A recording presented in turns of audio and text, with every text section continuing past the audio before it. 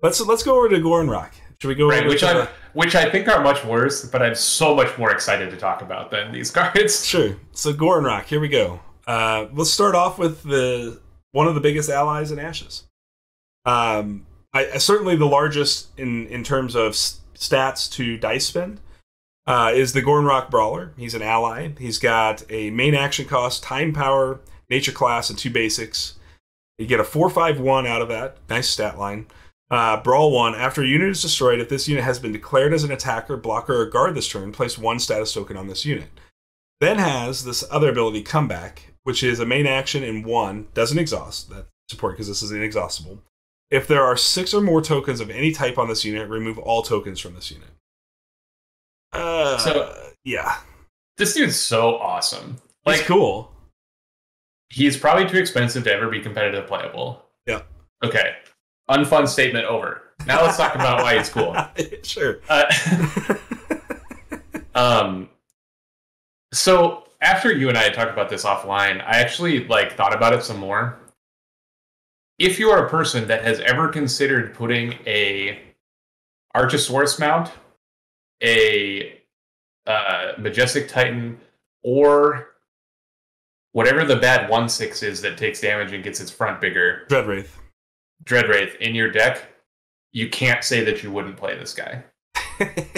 He is better than all 3 of those cards. I'm not sure. I'm totally on board with you on that. But okay. Well, then you're wrong because he is.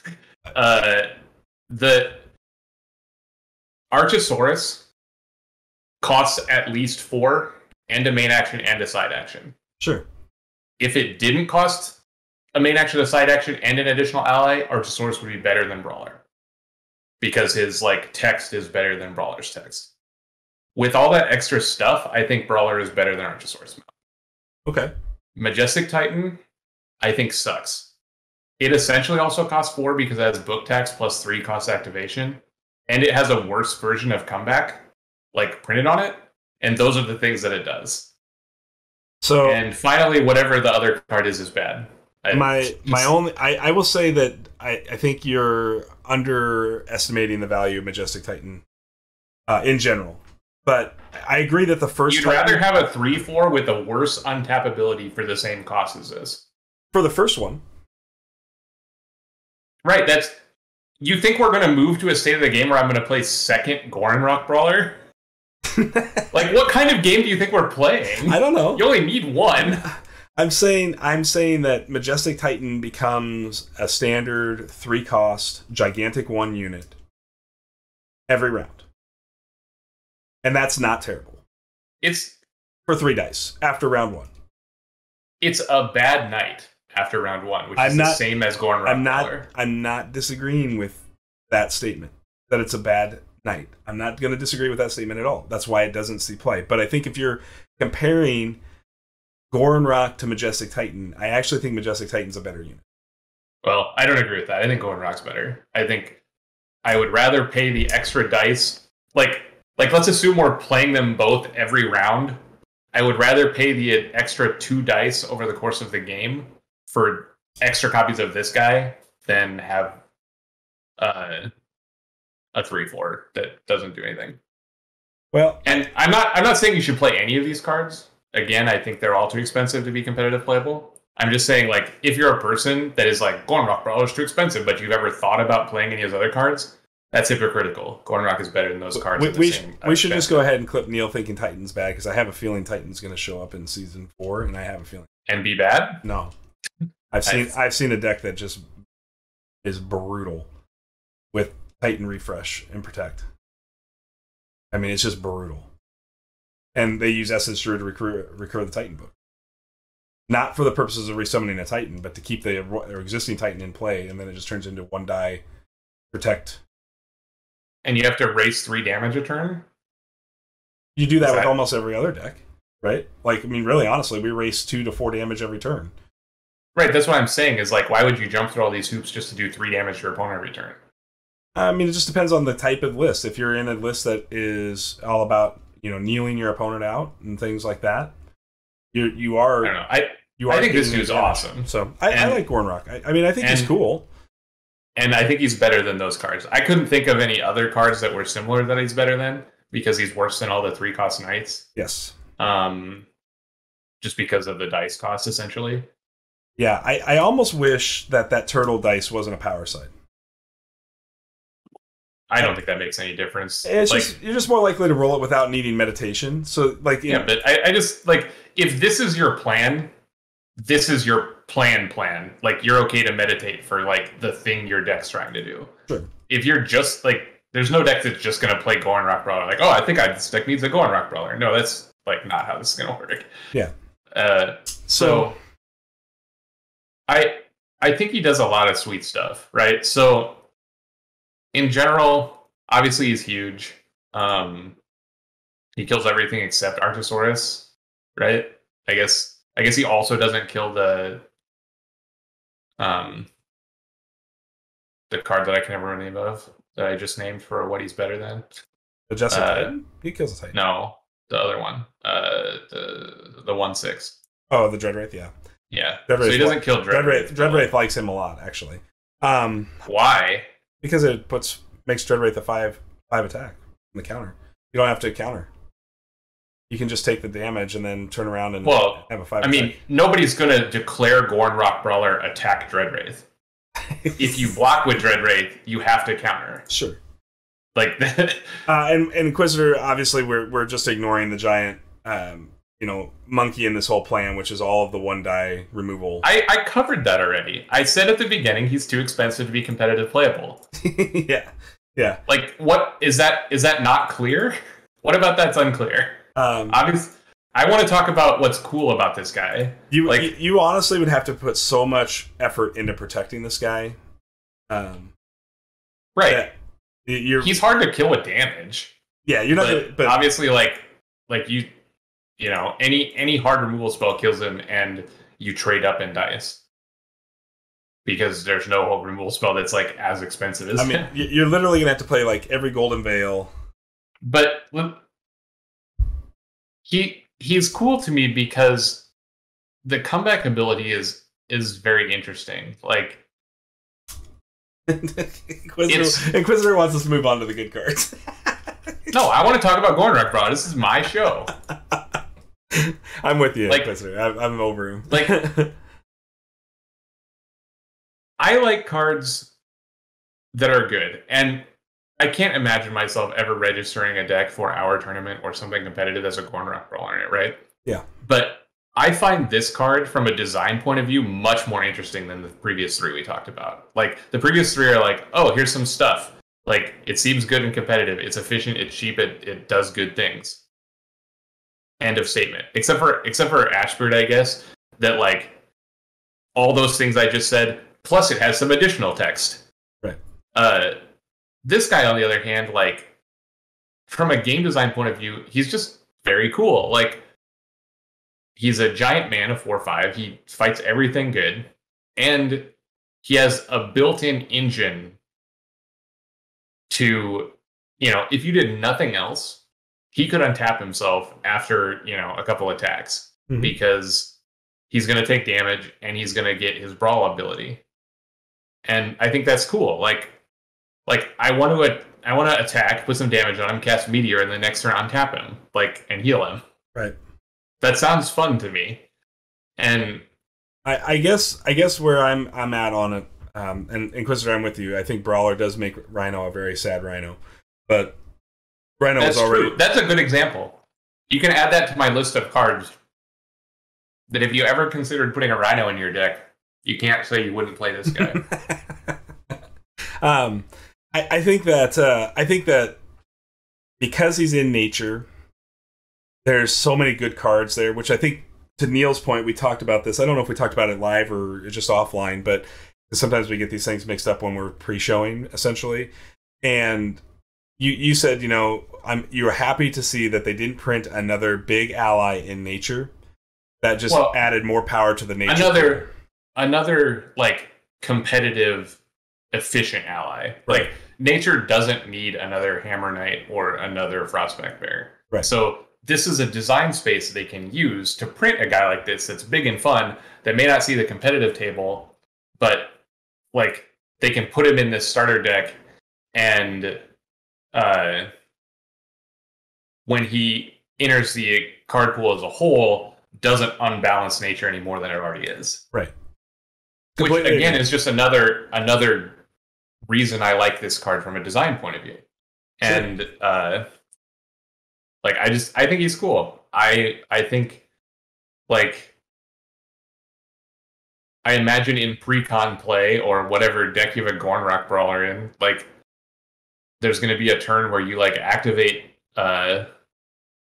time side action power, put a counter on him, and then main action untap him, and it's sweet, right? Like this is like the first thing cool to do with the turtle power. You know, the previous things have all been put a status counter on to increase the power of whatever X guy you have that gets power for his status tokens. Sure. This is actually something else. Yeah, that's fair. All right. Let's move on from Gorrenrock, though. We've got 2 more cards to cover. Let's get into hunting weapons. And Neil, I know you're gonna say this is a bad card. I think this card's great. I think so too. So I'm glad to hear. I think this card makes whatever the bad ceremonial one, or not ceremonial, the bad divine one look like garbage. Power through. Power through. Yeah. I still think power through's on par with it. There is no way it's close. Why? It's absolutely not close for a number of reasons. 1 damage to target unit an opponent controls is a million times better than like 1 damage if you get blocked to the Phoenixborn. It's also in a much better color because it's a nature power. Other than that, it's the same card. Yeah, I mean, there is a restriction on this because it can only be attached to allies. That's true. So it does have the downside of only allies. So right. I guess if you're playing that specifically Lioness, yeah, overpowers better. I think that also like overpower on Sarasaurus is also just very strong because of the overpower 2. Like I just unless it literally did 100% of the Phoenixborn's life total, I would choose 1 damage to your unit over it. Sure. If it like I think generally that's a fair statement. I'm not sure that it's 100% that way. Right. If there was something that like did 10 to a Phoenixborn, obviously be better than 1 to a unit. But I think that 1 to a unit is better than 3 to a Phoenixborn. Yeah, I mean I'm so not disagreeing with that. Yeah, so that being the case, I think hunting weapons is much better than overpower. I'm excited. I'm excited about this card. I think this card has a lot of implications. One of the PBs or one of the units I think is going to be excited about this card in particular is Battleseer. And the reason I like it with Battleseer is now Battleseer can straight up kill another knight with its quick strike. It's interesting to me that you picked Battleseer over Hammer Knight. Because color. Well, because Hammer Knight is already doing like combat tricks after you kill something for no work, right? You don't have to do anything to work that. Like the 1 damage from the aftershock ability on Hammer Knight is going to go off as long as it kills something, right? So you can set up Hammer Knight without putting anything on Hammer Knight ever. You could put this on a Hammer Knight and you can ping for 1 and the Hammer Knight can kill a knight, but the counterplay is the Hammer Knight's going to take 3 damage. I agree that it is slightly better on units with quick strike. Yeah, I think it's obviously anything that increases power is. Yeah, I think that the Battleseer is. I mean, Battleseer is, you're right, out of color for it, but I mean, so many decks play nature as a primary and splash illusion. So like, if you're going to splash illusion, like you could splash a Battleseer into your list or 2 or 3 or whatever, and hunting weapons those Battleseers, and now the Battleseer's got a it's got a better version of Aftershock, right? Because it just gets to do the 1 damage. And because it's a 4/4 with Quick Strike, it trades into other knights. Yeah, completely. I think this card is pretty good. I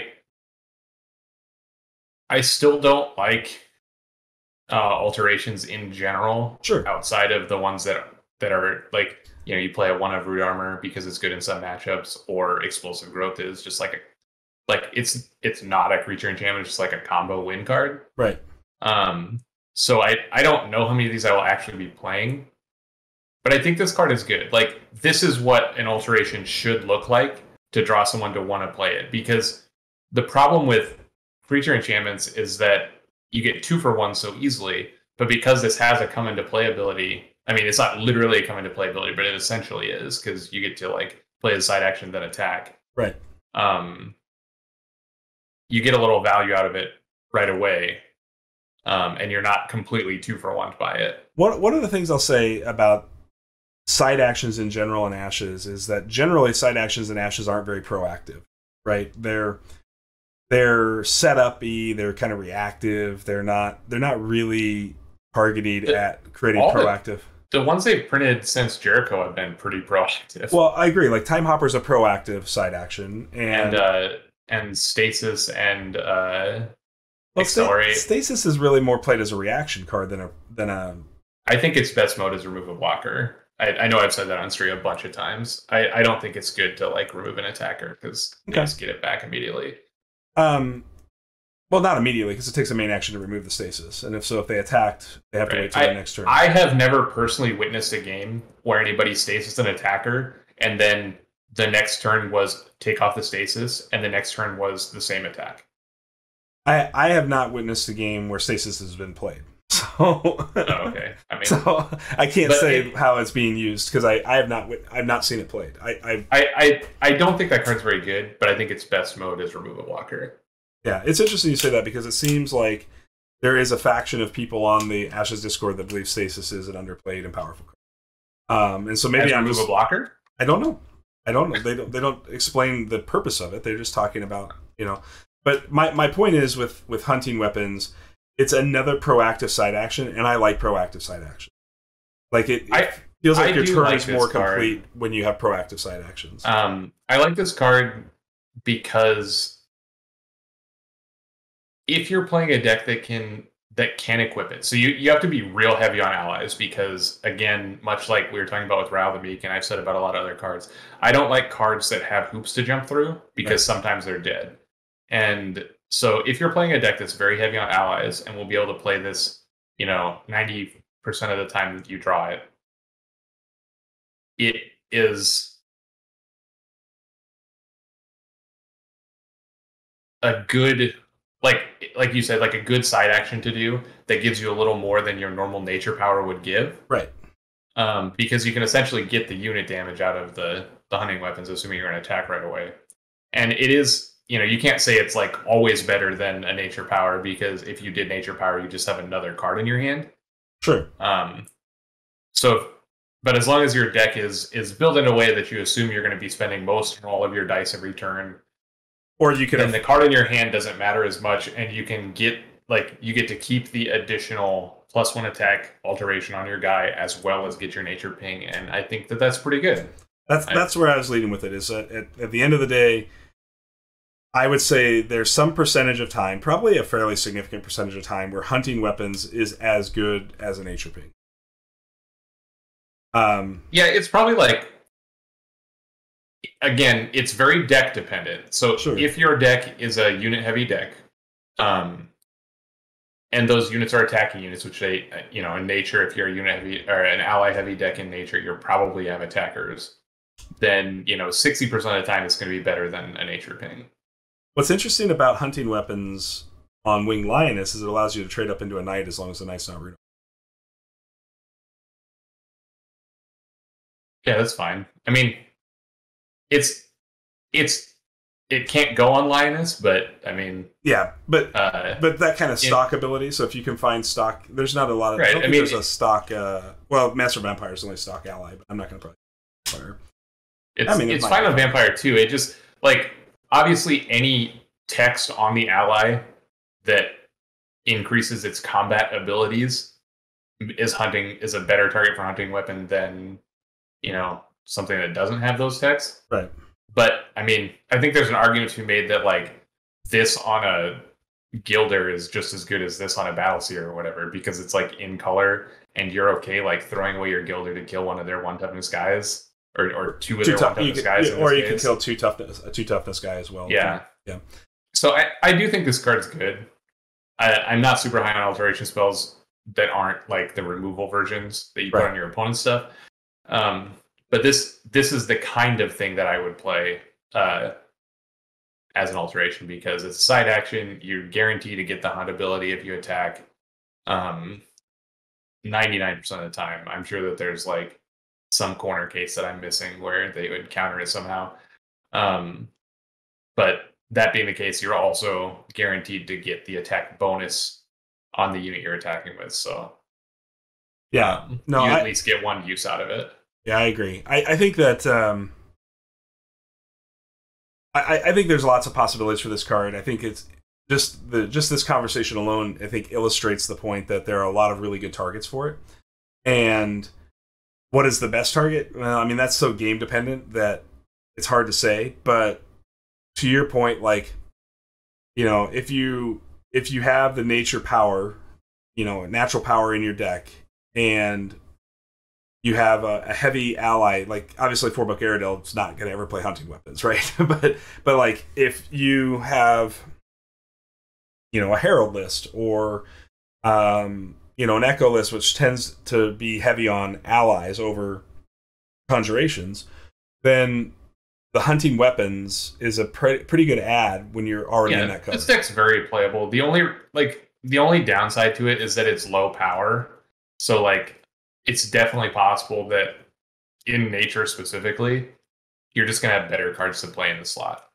It's not that this card is bad, it's just that nature is so very deep that you may not need this type of effect, because nature is already flush with pings and its units are already big. So this is redundant in those two areas. Yeah, that's true. That's true. So again, I think it would be one of those things where if you're playing another support color, you know, that it would gain you access to, like if you, like I said, like that's why I like the Battleseer with it in particular, because if I am supporting with Illusion, which I do think Illusion might see a little more play as time gets deeper, just because Two Shadows on the synergy of Two Shadows on both Illusion and time makes for some valuable plays, and you've got some pretty good units in Illusion, like Shadow Guard and things like that are just kind of being ignored because Illusion isn't quite there yet. But I think this isn't very good on a Shadow Guard, I will say. No, not good on a Shadow Guard. But it is good on Shadow Guard if you react, like you do the whole react and like don't block with a Shadow Guard, like I did in season 1 when I was fighting that Coal list, just trying to get damage in. Like that's pretty good. I mean, if you think one nature class or one nature power side is worth 1 damage to a Phoenixborn, that is what that is. Yeah. I mean, we currently only have access to that through Frostbite, right? But as a class side, not as a power side. So it's very different when it's repeatable. I agree. But I'm just saying in general, like, it's very difficult to find 1 damage for 1 dice. I mean, and most of the time, you're willing to pay 2 dice for 1 damage or 2 damage on a Phoenixborn. Just in general. Well, I'm not, but yeah.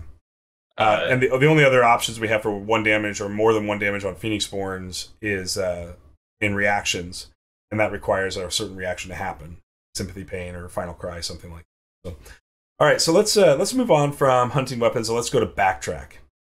Now this card, this is the most competitively playable card of the ones that we've seen from this article. Backtrack is a reaction spell. It has a turtle power cost, so time power, and discard a card. So very similar to Crescendo, only a little bit higher dice cost than Crescendo. You may play this spell after an opponent declares attackers. Choose a target attacking ally and place it into their owner's hand. Ugh.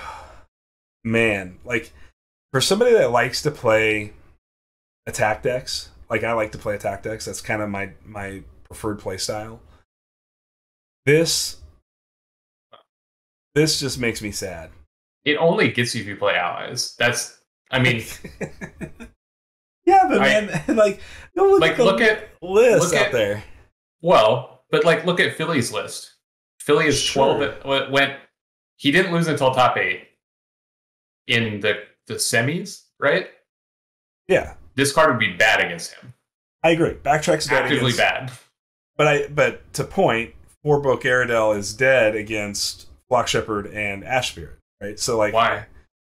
Because you can't bypass any longer. That doesn't matter. Sure, it does. I mean, Philly's deck had the bypass in it, and it was good. But I think that like your guys are just as good as their guys, like in that matchup. Like that's where Ashbird is the worst, right? Where you have 4-book Aerodel and just making like 2/2s out of your books every turn. That's like Ashbird's worst nightmare. I think they're still winning that game because you're not. You're. I mean, but well, anyways. I mean, if that, I think that is like for Ashbird specifically. I don't know about what the mill matchup looks like, but if you're talking about Ashbird as a card, the thing that it is worst against is efficient 2-power conjurations, and that's all that deck is. Maybe. Anyways, let's get back to Backtrack. I agree that 4-book Aerodel does not care about Backtrack at all. Yeah, and I think there are decks that don't. Like Carl's deck that won last season doesn't care about this card at all. Yeah, that's true. That's true. Snake doesn't care about it either. So 2 decks in the top 4 of our last season don't care about this card? Yeah. Okay. I would say that even the Brennan player wouldn't care about this card either. I'm trying to think. You get a return. Yeah, that's probably true. So it's probably not very good against Brian's deck either. So I think the only deck in the top 4 that gets hit the worst by this would be mine from last season. Yeah, I mean, I agree that like the look on that guy's face is how like Hammer Knight and Swordsman and Grave Knight look now. Yeah. They're just like, What's interesting to me about this card in particular, I want to get an alternate art of this with like the Captain Picard like face palm picture. You know what I'm talking about? I do. Yes.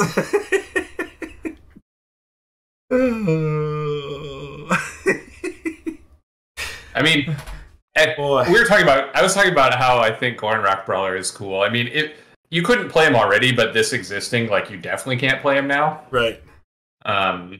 Because, like, if you get your Gorrenrock Brawler backtracked, Jesus, you better, like, give your opponent direction to your mother's house and a bouquet of flowers. Like, you're just... Send all sympathy cards to mortuary at this address, please. Right. For sure, man. I mean, like, it's so funny that it's printed in the same deck as Gorrenrock. Well, yeah, they couldn't print it in the other deck. No, because then the Lulu deck would never win. I'm not sure the Lulu deck ever wins anyway. But yeah. It's, you know, what's scary about this deck, or this card in particular, is because it's at reaction speed, right? Like, we haven't seen very many reaction speed cards that are bounce cards. And traditionally, in a lot of games, bounce cards are huge tempo swings. And so I think this card's equally there, but because it can't hit everything, it can only hit allies. The tempo on this is so deck dependent against what you're up against that I think it's going to be hard to be a 3-of include in a deck, right? Like, if you think about that's just a meta call, right? Like, I mean, this is a card that you'll see a lot of 1-ofs, I'm sure, because it's very safe to play 1-of when you, like, you know, could put your opponent, oh, he's going to start a Hammer Knight or whatever, and I'm going to crush him. Having this in your first 5 is also kind of a liability because of the discard cost. Well, I think that goes back to, you know, we've got a lot of draw outlet in time, particularly just going back to Swifty. But I mean, you have to have some draw. So, like, you know, right, but Swift Messenger doesn't like this will put you down a card regardless of what you do. Like, Swift Messenger doesn't actually draw you a card. It just, like, turns your discard into a 1/1 instead of nothing. So yeah, what I think will end up happening is if this card gets play, it will be played and paired alongside of 2 Shadows. And 2 Shadows would be the first 5 card, and Backtrack would be mid-game. Like, you know the magic rule, Law of 8, right? You've heard that theory. It's an old theory. I mean, it's a staple of Magic, right? 60 cards, 8 cards. If you have 8 cards of your 60, you create a general consistency that guarantees you 1 or 2 plays of that card every game. right? Like is how it works out over the course of an average Magic game. And I know that's a really simplified version of that theory, but I'm just speeding up for time purposes here. In Ashes, because of the 30 card deck, it's 4, right? So like if you play 3/2 Shadows, you can add a single backtrack to get a 2 Shadows like effect. Now 2 Shadows is better, right? But we can't play 4 2 Shadows. So I don't know if better is the right word.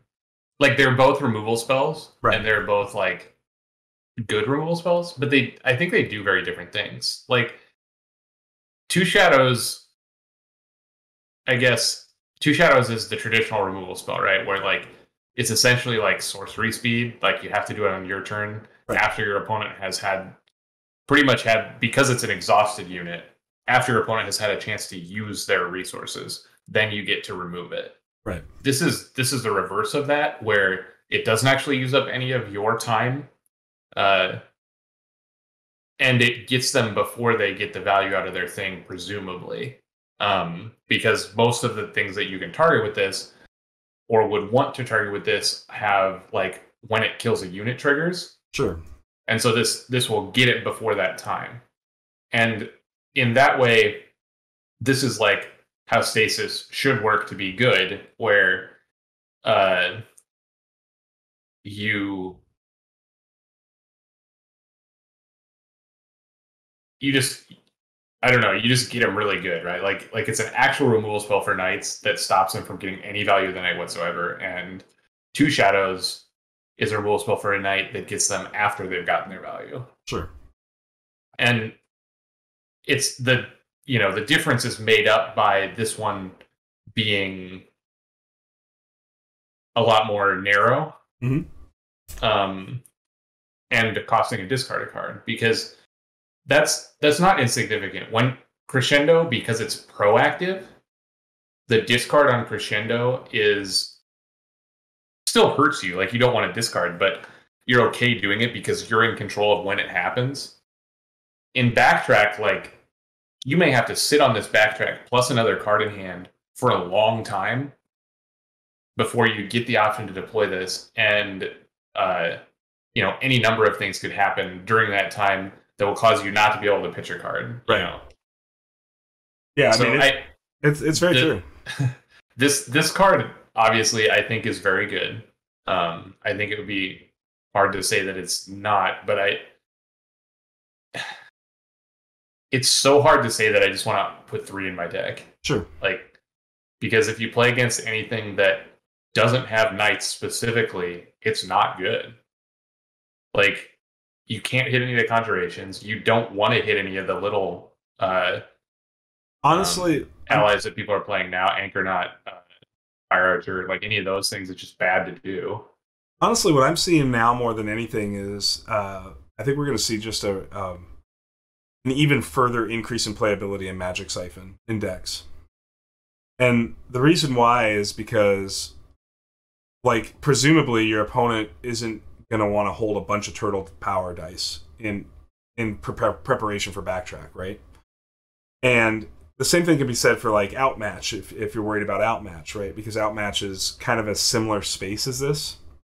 Yeah, I think Outmatch is a much closer analogy to this than 2 Shadows even. And so, like, when we look at those cards, like,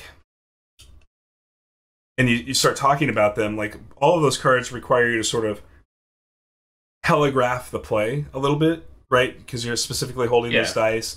You've probably spent around those dice through most of your turn. So you're, like, kind of sitting on the exact dice you need for these things. And Magic Siphon just says, okay, before you're ready to do this profitable thing, you're going to have to roll those dice down to avoid the Backtrack and avoid the Outmatch. If those cards end up becoming competitive. I think Outmatch gets a little better when we start talking about the O2 decks, right? Because now they trade up into Knights. I think that Backtrack makes Outmatch better. Because one of the reasons that the charm reactions are good is that there's a number of them that are played on the same cost. So like if I have a Snake Cup, like, do I have Redirect? Do I have Golden Veil? Do I have Sympathy Pain? Right. Like, you don't know which one it is. Right. Before, when I would like meditate to turtle and then let you attack me, you're like, I wonder if he has the outmatch. Right. Like, well, that's where these kind of effects get better when there's more in the pool to have to play around. But that's where I was leading with why I think Magic Siphon's like its stock is rising as a card. Yeah, specific to Backtrack, like this card will only be good if the meta allows it to be good. Sure. And like we just talked about, 3 of the top 4 decks in our last season, it would not have been good against. It would have been a card that would have been good as a 1 of in a lot of decks, probably. But it's, it is only as much of a blowout as, your opponent lets it be. Sure. And that's a deck building contention, not a play contention. Like, you can play around it a little bit in ways that you're talking about with dice fixing or whatever. But in general, like last season, a lot less decks just had a million knights in them. Mm-hmm. There was still a large number of decks with knights in them, so it would have been playable. But in general, like, it would feel bad to draw this against Carl. Like, just be like, oh, I guess I have a blank.